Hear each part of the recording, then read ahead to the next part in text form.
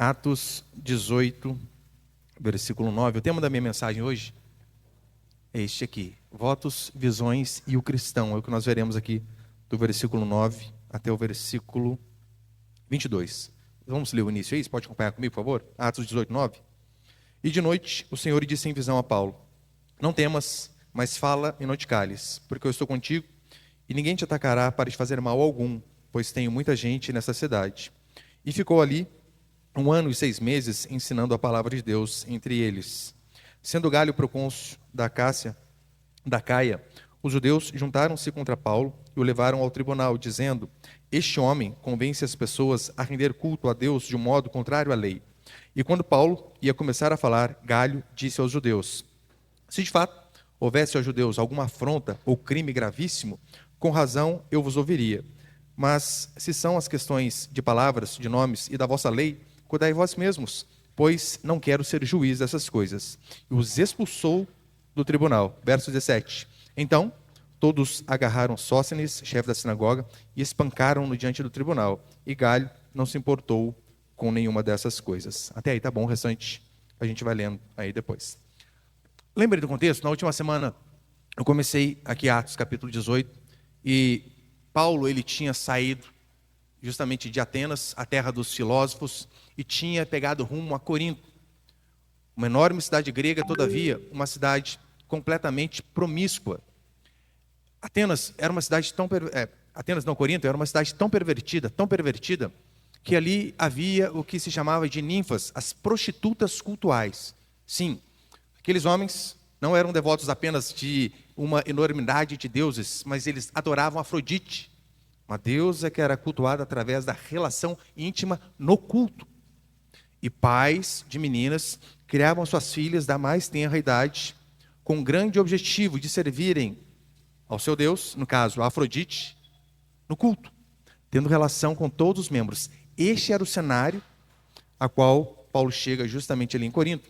E nessa cidade, ele conhece também Priscila e Áquila, que era da mesma profissão deles, fazia tendas.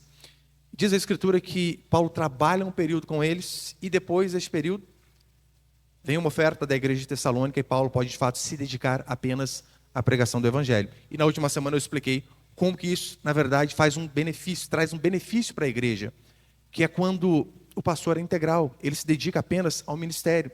As pessoas de fato conseguem ser atendidas, os sermões conseguem sair melhores, a igreja consegue ter as suas necessidades supridas, e este é o mais ideal. E agora então nós entramos aqui no versículo 9 em diante. Eu quero passar 3 princípios aqui essa noite. Põe o primeiro ali, por favor.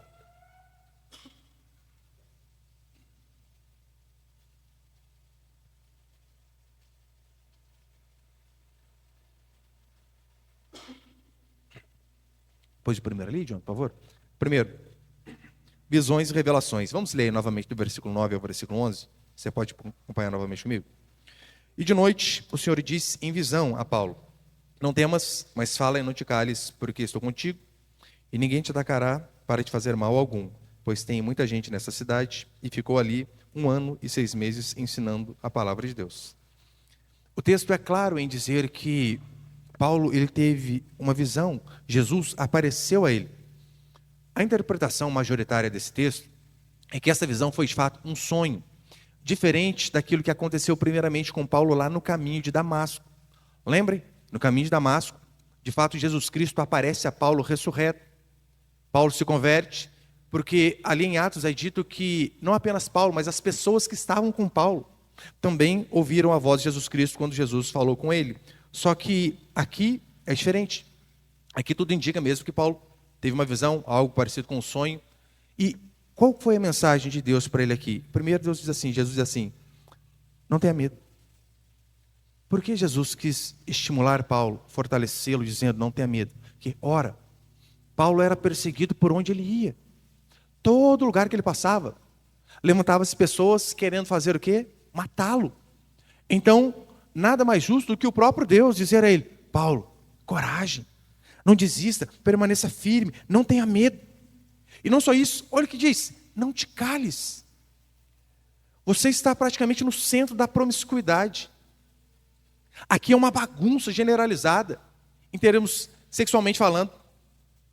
Alguns historiadores vão dizer que, via de regra, na Grécia, a relação mais comum, a relação normal, era a relação homossexual. A heterossexual era só a fins de reprodução. Além das ninfas, como eu citei aqui, e o povo vivia sempre exposto, nudez para tudo que é lado. Você deve se lembrar, qualquer estátua que você vê aí do pensador, ou de aqueles atletas gregos do passado, você percebeu que estão todos sem roupa? Aquela era a cultura a qual Paulo estava envolvido. Aí então Jesus vem e disse para ele: não te cales, continue pregando o evangelho, ainda que as dificuldades aumentem, perseguições, ainda que a hostilidade aumente, não te cales. E olha o conforto que Deus vai dar para ele no versículo 10. Porque eu estou contigo, ninguém te atacará para te fazer mal algum. Ou seja, Paulo, ainda que você seja perseguido, como ele foi, e aqui nós veremos, ele continua sendo, o que Deus está dizendo é, até das coisas ruins, eu estou no controle. Não pense que quando as coisas ruins aos seus olhos acontecem, quando as coisas fogem daquilo que você tinha planejado, que isso está fugindo da minha autoridade. Não está. Eu sou soberano sobre todas as coisas. E Deus incentiva. Eu tenho muito povo nessa cidade. Ou seja, pregue, que através da pregação, através do evangelho, você vai ver que eu tenho escolhidos até nos lugares mais imorais que este mundo conhece. Consegue ver aqui a importância, de fato, do evangelho chegar a todos os cantos? Seja através da pregação, como aqui, seja através de rádio, seja através da internet. O evangelho deve ser pregado porque Deus tem pessoas em todos os lugares. Mas você reparou aqui, em relação às visões, né? Porque muitas pessoas já me perguntaram. Muitas pessoas já vieram com revelação para mim, não sei se já aconteceu isso com você. Pastor, tive uma revelação enquanto o senhor estava pregando. Já falaram isso para mim, algumas vezes. Mas em relação às visões, elas de fato acontecem? O texto é claro. Sim. Deus faz isso. Só que Ele faz isso de forma extraordinária. Essa não é a forma ordinária de Deus falar com o seu povo. Tanto é, sabe quantas visões Paulo teve durante toda a sua vida? E aqui eu estou falando do apóstolo Paulo. Tirando a visão que ele teve do próprio Cristo ressurreto, onde ele se converte no caminho de Damasco, em toda a sua vida, o maior missionário que a igreja conhece, teve 5 visões. Durante a vida. Só que infelizmente o que tem acontecido hoje é de fato a banalização do extraordinário. Enquanto Paulo teve 5 visões durante toda uma vida, pseudos profetas têm de 5 a 10 revelações por culto. Vocês devem ter acompanhado aí, né? Of the king, the power, the best, the man there. Esses profetas aí são falsos. Revelações para tudo que é lado. Mas o que nós vemos na Escritura é que, de fato, as visões eram poucas. Não só isso, eram poucas e todas com um propósito específico. Todavia, se você de fato quer ter direção de Deus para a sua vida, você deve ler e estudar a Escritura, não há outro caminho. É assim que Deus fala com você, é assim que Deus fala comigo.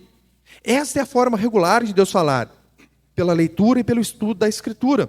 E se você de fato se dedicar a isso, você vai ver que a maioria das suas dúvidas, das suas angústias, dos seus problemas, já tem resposta. Basta ler. É que a gente não quer ler com medo de ser confrontado, né? Porque às vezes a gente faz algumas coisinhas ali e de repente, isso aqui eu não quero ver não. Eu lembro, o Tiago está aqui, vai falar que eu estou falando mal dele, né? Eu lembro, o Tiago no comecinho da conversão, às vezes ele estava lendo alguma coisa, ele chegava numa parte que ele não gostava, ele pulava, não, isso aqui eu não quero não. Ia para outra.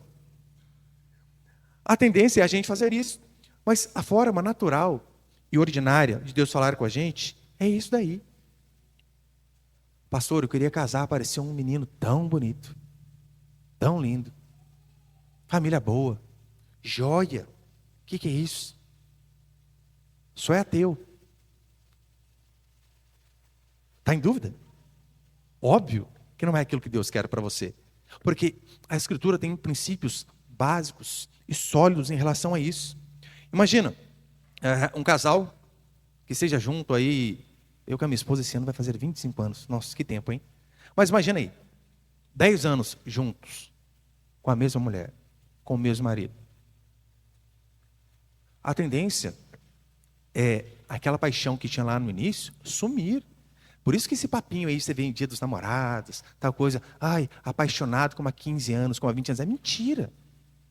Não existe isso. A paixão, aquele negócio louco, você põe a mão, né, dá até uma tremida.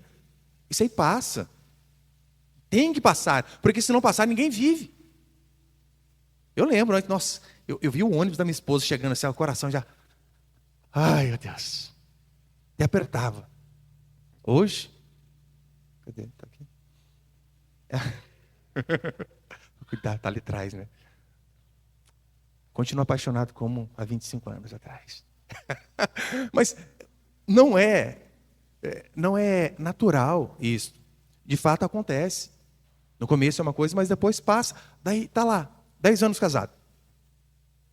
Quantos casais eu já vi querendo se separar, sabe por quê? Dizendo assim, ai, pastor, o sentimento já não é mais o mesmo de quando a gente se conheceu. Óbvio que não. Graças a Deus não é, porque senão vocês não viveriam, não trabalhariam, não fariam mais nada a não ser ficar juntos. É necessário que se trabalhe, que se viva. E justamente depois que passa esse período, o que fica é o amor. Não aquela paixão, aquela coisa louca. Então, você não precisa nem pensar, será que é de Deus eu continuar com essa pessoa? Porque acabou o amor. Claro que é. É o compromisso. Continue. E além do mais, o amor é muito mais que um sentimento. É atitude. E se formos honestos, veremos que a maioria das nossas dúvidas já estão aqui respondidas. Só aperta para silenciar a música aí, por favor, ô Jonathan. Acho que tem a música ou o mute em alguma coisa aí, por favor. Senão aparece qualquer coisinha, faz barulho. Então, por que Deus apareceu a Paulo? Para fortalecê-lo. Ali havia um objetivo. Não é fácil exercer o ministério. Por isso que o próprio Paulo precisava ser motivado. Porque... eu não falo isso porque eu sou pastor. Eu falo isso porque eu já conversei com diversos outros. Não é fácil. A pressão. Não é fácil a cobrança. Não é fácil pessoas te odiarem. Por vezes, parentes. E mesmo assim, você precisa estar o tempo todo bem e passar para os outros que você está bem. O que as pessoas, por vezes, não entendem é que elas têm os problemas. Os problemas dela passam a ser problemas do pastor. Só que o pastor tem os seus próprios problemas, e os problemas dele é só dele. Não tem como ficar chorando na pitanga para os outros aí. O pastor, portanto, precisa também ser encorajado, e é justamente o que Jesus faz aqui com Paulo, porque nós somos para-raio de tudo que é notícia ruim, você não tem noção. Não é assim que funciona? Cai de moto, bate o carro, falece parente, sei quem acontece lá. Uma das primeiras pessoas a ser avisadas é o pastor. E muitas vezes ele é o encarregado de dar a notícia ruim para os outros. Ó, pastor fulano morreu lá, assim, quer avisar a família. Que angústia. Daí você tem que pensar nas palavras que você vai usar, porque se você é direto, vai que a pessoa tem algum problema de coração, alguma coisa assim, daí morreu uma, você mata a outra. Então, é de fato uma pressão. E além de tudo isso, talvez o que seja mais pesado no ministério pastoral, que é o que Paulo enfrentava aqui, era a responsabilidade de pregar a palavra de forma correta, de forma honesta. Porque nós daremos conta de tudo aquilo que nós falamos daqui de cima. E Deuteronômio 18:20 vai dizer assim: aquele que falar em nome de outros deuses, esse deve morrer. Mas aquele que falar o que Deus não mandou falar, este também deve morrer. Você tem noção da responsabilidade que é? Toda vez eu chego e Senhor, me livre de falar besteira. Tem misericórdia da minha vida. Portanto, Deus, sabendo dessas dificuldades que ele faz, fortalece Paulo, porque sabia das coisas que ele enfrentaria adiante. Segundo, põe ele, por favor, Jonathan. Segundo princípio, separação entre o Estado e a igreja. Versículo 12 ao versículo 17, acompanhe comigo novamente. Sendo Galho procônsul da Caia, procônsul é uma espécie de governador. Os judeus juntaram-se contra Paulo e o levaram ao tribunal, dizendo: este homem convence as pessoas de render culto a Deus de um modo contrário à lei. E quando Paulo ia começar a falar, Galho disse aos judeus: se de fato houvesse, ó judeus, alguma afronta ou crime gravíssimo, com razão eu vos ouviria. Mas são questões de palavras, de nomes e da vossa lei. Cuidai disso vós mesmos, pois não quero ser juiz dessas coisas. E os expulsou do tribunal. Então, todos agarraram Sóstenes, chefe da sinagoga, e o espancaram diante do tribunal. E Galho não se importou com nenhuma dessas coisas. Galho era governador de uma região, e, pelo menos a história vai dizer que ele era irmão do filósofo Sêneca, que viria a ser tutor de Nero. E Nero mandou matar todo mundo, inclusive ele, né? Ironia do destino. Percebeu no versículo 13? As pessoas dizem assim: este homem está falando coisas contrárias à lei. Aqui, de fato, às vezes fica um sentido meio dúbio, né? Seria contrário às leis ali governamentais ou à lei de Deus. Mas, pelo contexto, a referência, de fato, era contrário à lei romana. Por quê? Roma proibia qualquer prática de religião que não fosse chancelada pelo imperador. Podia ter diversas religiões, desde que o imperador aprovasse. E os judeus já gozavam dessa aprovação. Então eles veem Paulo, cristão, um judeu que se converteu ao cristianismo, vindo com este papo de ressurreição dos mortos, e eles querem fazer o quê? Calar Paulo. Fechar a boca dele. Agora eles querem dizer o seguinte: olha, Paulo ele não prega a mesma coisa que a gente, e muito pelo contrário. Ele fala coisas contrárias à lei de Roma. Por quê? Quanto mais quieto esse homem ficar, melhor. Se puder, mate-o. Na pior das hipóteses, né, que ele seja um exilado. Mas você percebeu que Galho, ele não entendeu como aqueles homens? Paulo vai começar a falar, ele diz: não quero nem saber. Para mim isso aí é picuinha de religião. Picuinha de religião não é o Estado que deve interferir. Vocês resolvem. Aqui, de fato, já é um princípio importantíssimo que deveria ser seguido em todo mundo. As coisas da religião são resolvidas pela religião e não pelo Estado. Galho, ele percebeu, ele reparou, né? Talvez ele não tenha reparado a diferença abismal entre o cristianismo e o judaísmo, por mais que o cristianismo tenha saído do judaísmo, mas são coisas totalmente diferentes. O cristianismo é o término do judaísmo. Os judeus esperavam o Messias. O Messias veio. Eles não reconheceram. Estão até hoje à espera. A diferença é que aqueles homens, de fato, eram cegos espirituais. Agora, Galho errou ao não saber a natureza da discussão, mas ele acertou em não se intrometer nesse tipo de discussão. E assim deve ser. Imagina o Estado resolvendo problema religioso. Imagina o Estado resolvendo desavenças entre católicos e protestantes, entre Testemunho de Jeová e Adventista. Qualquer coisinha, a gente diz: olha, são hereges. Eles dizem: vocês são idólatras. E o Estado vai decidir? Não. Quem decide isso deve ser nós, apenas isso. No versículo 16 e 17 vai dizer assim: e o expulsou do tribunal, e todos agarraram Sóstenes, chefe da sinagoga, espancaram diante do tribunal, e Galho não se importou com nenhuma dessas coisas. Óbvio, né? Aqui ele deveria ter intervindo. O homem está sendo espancado ali, o cara fala: não, o problema é seu, Zé, resolva na pancadaria. Não é assim que se deve resolver as coisas. Mas você percebeu, os gregos, via de regra aqui, eles ficaram tão furiosos com essa celeuma que os judeus estavam levantando por conta dos cristãos. Eles ficaram tão bravos, que eles queriam prejudicar Paulo. Agora, aquele homem que queria ver o fim de Paulo, ele foi espancado. As pessoas bateram nele e não no apóstolo. Primeiro, para de fato se cumprir aquilo que Deus já havia dito aqui no versículo 10. Porque estou contigo, e ninguém te atacará para te fazer mal algum. Deus está mostrando que, ó, tá vendo, Paulo? Estou com você. Eles queriam espancar você, aí, ó, quem queria te espancar está sendo espancado. E é óbvio aqui, é um alerta a todos nós. Cuidado ao desejar mal para os outros. Principalmente quando são servos de Deus. Cuidado, porque essas coisas podem se virar contra nós. E terceiro e último para encerrar, põe ele, por favor. Terceiro princípio: votos e os desigrejados. Versículo 18 até o 22, acompanhe comigo, por favor. Paulo ainda ficou ali muitos dias, então se despediu dos irmãos e navegou para a Síria com Priscila e Áquila. E Paulo rapou a cabeça em Cencreia, pois havia feito um voto. E chegaram a Éfeso, onde Paulo os deixou, e depois de entrar na sinagoga, começou a debater com os judeus. Era o hábito dele, né, como vocês têm observado aí. Versículo 20. Estes pediram que ficasse mais algum tempo, mas ele não concordou. Antes, despediu-se deles, dizendo: se Deus quiser, voltarei para vós. Então, embarcou e partiu de Éfeso. Tendo chegado a Cesareia, subiu até a igreja para cumprimentá-la e depois desceu para Antioquia. Até aí tá bom. Veja, Aqui no versículo 18, se no comecinho Paulo se referia a Áquila e Priscila, percebeu que aqui ele inverteu, né? Priscila e Áquila, ele cita a mulher primeiro. Primeiro que isso aqui não tem nada a ver com pastorado feminino, nada a ver. Alguns vão dizer que através dessa passagem é, na verdade, algo que corrobora com o pastorado feminino. Está vendo? Aqui, ó, Paulo enfatizando a mulher. Provavelmente ele só cita a mulher primeiro porque a mulher era mais ativa que o marido na igreja. Não é isso que nós vemos diversas vezes? As mulheres mais ativas, ali, servindo, preocupadas com a limpeza, com isso, com aquilo. Provavelmente por isso, porque depois veremos sempre Paulo citando esse casal, ele cita a mulher primeiro. Mas veja que interessante.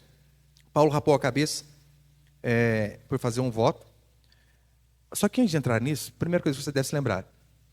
Paulo, ele era um judeu que tinha se convertido ao cristianismo. Mas ele continuava com algumas práticas judaicas que não afrontavam o cristianismo.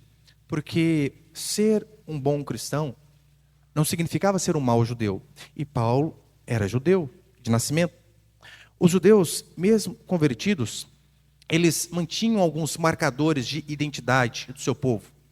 O que eu acho justo. Eles ainda ficavam preocupados com a circuncisão, com a dieta, com o calendário. Circuncisão, claro, né, não para serem aceitos como povo de Deus. A circuncisão hoje seria a fimose.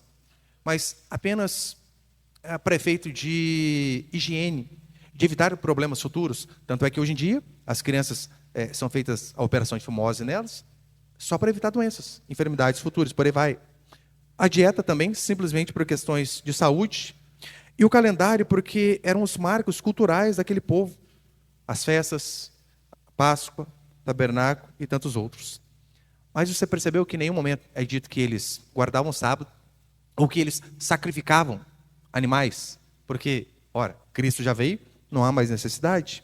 Portanto, não há problemas em guardar festas, costumes, é até louvável, porque isso fala de conservar uma tradição.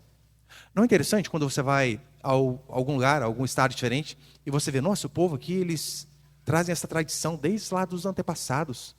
Eu lembro, em 2007, eu fui fazer um curso no Rio Grande do Sul, e o povo gaúcho, eles têm essa questão, né, de guardar aquilo que eles aprenderam dos pais.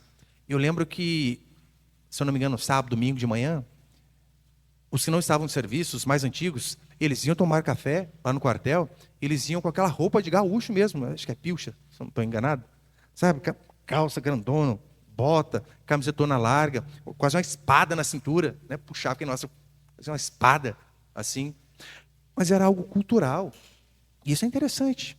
O problema não é preservar a cultura judaica. O problema que Paulo tinha é quando as pessoas queriam empurrar a cultura judaica nos gentios que haviam se convertido. Ele dizia, não precisa. É o que basicamente nós vemos hoje nas igrejas brasileiras. Você percebeu o quanto que as igrejas têm judaizado o culto? Tem procissão com a Arca da Aliança entrando aqui no meio. Os obreiros de quipá, né? Aquele chapeuzinho lá, tocando chofar, trazendo esses elementos judaicos aí, achando que isso aí tem algum poder. Não tem. A única coisa que eu e você devemos, de fato, guardar obrigatoriamente dos judeus é o dia do Senhor, o dia de culto, batismo e ceia. Ponto. Fora isso, mas eu quero comer como eles comiam. Não comer x-bacon. O problema é seu, não coma. Mas não queira impor isso nos outros. É isso que Paulo está brigando com eles. Portanto, os judeus ainda guardavam esses e alguns outros ritos que eles faziam também. E dentre eles, né, eles guardavam também a prática dos votos. E é bem provável que o voto que Paulo tenha feito aqui é alguma coisa relacionada com aquilo que José tinha orado. Com aquilo que homens do passado oraram. Olha, Deus, me guarde, me proteja. Provavelmente aqui Paulo tinha falado isso. Olha, Deus, se de fato o Senhor me guardar, não vou cortar o cabelo, assim como era feito o voto em Nazireu. Aí então, Deus o guarda, tanto é que ele chega em Cesareia, em Sencreia, o que ele faz? Ele rapa o cabelo. Olha, eu fiz um voto com Deus, Deus cumpriu, pronto, agora que já passou, eu posso fazer o que eu tinha falado que faria. A pergunta é, cristão, ele pode continuar a fazer esses tipos de votos? Veja, a Escritura não proíbe, em hipótese alguma. você fazer um voto com Deus. Não, de jeito nenhum. Não há problema nisso. Você querer fazer um voto de, olha, vou jejuar 3 dias para a conversão do meu marido, da minha esposa, para conseguir determinada coisa. Não há problema. O problema é se banalizar o voto. É tudo que se for fazer, fazer na base do voto. Emprego. Quero emprego maior? Voto. Quero um aumento de salário? Faz um voto. Faz isso aqui, faz. Aí começa a virar barganha, né? Começa a querer virar troca com Deus. Eu sempre lembro. Não fique fazendo barganha com Deus, porque tudo que você tem já é dele. Então que troca você vai fazer com ele? Mas quando há uma motivação correta, não há problema. Não há problema. E no versículo 20 até o 22, para encerrar, vai dizer assim: e estes pediram que ficasse por mais algum tempo, mas ele não concordou. Antes, despediu-se deles, dizendo: se Deus quiser, eu voltarei para vós. E então embarcou e partiu de Éfeso. Tendo chegado a Cesareia, subiu até a igreja para cumprimentá-la e depois desceu para Antioquia. Veja, essa segunda viagem missionária de Paulo provavelmente foi a viagem mais frutífera que ele fez em termos de evangelismo, em termos de pregação e pessoas convertidas. Paulo percorreu toda a Macedônia e a Acaia, que hoje seria a Grécia moderna, tudo aquilo lá, a pé e de jumento. Paulo pregou na Ásia Menor, que seria hoje a Turquia, e não só isso.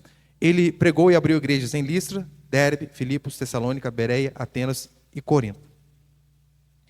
Paulo, ele sai por todos esses lugares pregando, as pessoas se convertem, ele faz grupos, abre igrejas e diz para que as pessoas continuem ali, de fato juntas, se congregando. E ainda assim, tem pessoas que dizem que você não precisa de igreja. Mas, meu Deus, Paulo, o que ele fez na vida foi abrir a igreja. Deixar presbíteros responsáveis, bispos responsáveis, para cuidar do povo. Aí você vem em 2025 dizendo, não, eu posso ser igreja sozinho. Mentira! Óbvio que é mentira. Deus não tem outro plano a não ser a igreja, a comunidade local. 3 anos abrindo igreja. Paulo não diz assim, ele chega, prega no lugar, e de repente as pessoas se convertem, e ele fala assim, olha, agora, vocês podem voltar para casa, porque vocês são a igreja. Sirvam a Deus em casa. Nenhum momento ele diz isso. Muito pelo contrário. Aqui nós lemos semana passada, ele abre uma igreja do lado da sinagoga, totalmente antiético, mas abre. Dizendo, vocês precisam estar juntos. Não existe essa história de crente sozinho. Crente sozinho não é igreja. Não existe na Bíblia nenhum amparo para isso. Eu sou a igreja. Acha um versículo dizendo que você pode servir a Deus sozinho na sua casa, sem uma comunidade. Não tem, nenhum. Muito pelo contrário. O tempo todo se incentiva. Não deixem de congregar. Andem junto com o povo de Deus. Você não é igreja, você faz parte da igreja. A ilustração que a Escritura dá é que a igreja é o corpo de Cristo, nós somos uma parte do corpo. Não somos todo o corpo. Portanto, esse papinho de que, olha, eu preciso de Deus, não preciso de igreja. Pessoas que dizem assim, via de regra, estão dizendo, eu quero pecar em paz, não quero que ninguém me cobre. Deixa eu viver a minha vida. Esse negócio de pastor perguntar por que eu não fui ao culto. Da esposa do pastor falar, mas essa roupa aí não está muito certa, não. Não. Deixem-me pecar em paz. Basicamente é o que eles dizem. Portanto, visões e revelações são coisas extraordinárias. Só que se o extraordinário vira o ordinário, deixa de ser extraordinário. A forma rotineira de Deus falar comigo e com você é através da Escritura. Como já disseram, pastor, eu queria tanto ouvir a voz de Deus. Leia a Bíblia. Não, mas eu queria ouvir de forma audível. Leia a Bíblia em voz alta. Você vai ouvir. É assim que se faz. Se você, de fato, precisa da direção de Deus, você não precisa clamar para que Ele envie anjos, para que Ele confirme determinadas coisas. Basta ler a Escritura. Tem uma citação de Lutero que é bastante interessante, que ele vai dizer assim, fiz uma aliança com Deus, que Ele não me mande visões, nem sonhos, nem mesmo anjos. E estou satisfeito com o dom das Escrituras sagradas, que me dão instrução abundante e tudo que preciso conhecer tanto para esta vida, quanto para que há de vir. Ou seja, eu não preciso que um anjo venha falar comigo, fique até o final da vida com a sua esposa. A Bíblia já mandou. Simples. Eu não preciso que alguém tenha uma revelação dizendo para mim, você precisa amar o irmão difícil da igreja. É difícil, mas Deus já mandou. E a gente se esforça. Não precisamos de revelação daquilo que é óbvio. Muitas pessoas, por vezes, né, eu estou encerrando agora, elas têm alguma dúvida, elas chegam para mim: pastor, tira uma dúvida. Tem uma interrogação na minha cabeça, um triplex na minha mente. E ela faz a pergunta dela, e eu sempre, na maioria das vezes, eu respondo com outra pergunta, né? O que você acha disso? Via de regra, pastor, você acha que eu devo fazer tal coisa? Eu respondo: o que você acha que você deve fazer? Na maioria das vezes, ela já sabe a resposta. Ela quer, na verdade, ter uma esperança pequena de fazer aquilo que o coração maligno dela deseja, e só quer alguém que a apoie. Que o ser humano, é só isso que ele precisa. Alguém que o incentive a fazer as coisas erradas. Não é assim que funciona com criança? Faz tal coisa, duvido. Você falou duvido para um moleque de 10 anos? Acabou. Duvido. Ele vai fazer. Mas veja, em relação aos votos, eles podem ser feitos. Não podem ser banalizados. Não podem ser feitos como barganha diante de Deus. E congregar é fundamental. Não acredite neste papinho de que eu sou igreja em casa. Porque é fácil ser igreja em casa, como eu disse. Você não presta conta para ninguém. Você vai contribuir com quem? Onde? Daí você não precisa nem contribuir. É por isso que as pessoas, por vezes, não querem ir à igreja. Por quê? Não, daí eu não contribuo com nada. Ah, não, eu ajudo as pessoas aí. Mentiroso, mentiroso. Ajuda nada. Ajuda só ela. E olha lá. Congregar é fundamental. Amém, meus queridos?